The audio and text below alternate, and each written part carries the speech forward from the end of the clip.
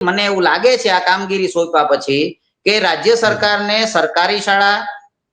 Government granted શાળા કે કોઈ પણ શાળાને ચલાવવી નથી, એના માટેનું કદાચ આ સ્કેન્ડલ પણ હોઈ શકે, કારણ કે પરિણામ નબળું આવે, સરકારી શાળાઓ ચાલે નહીં, પરિણામે એ બંધ થઈ જાય અને આ મોટામાં મોટો લાભ કોઈ વિશેષ બીજી સંસ્થાઓને કે જેની સાથે એ લોકોની સંસ્થાઓ છે એને પહોંચાડવાનું પણ હોઈ શકે. મને તો ત્યાં સુધી લાગે છે કે કદાચ આવું બની શકે,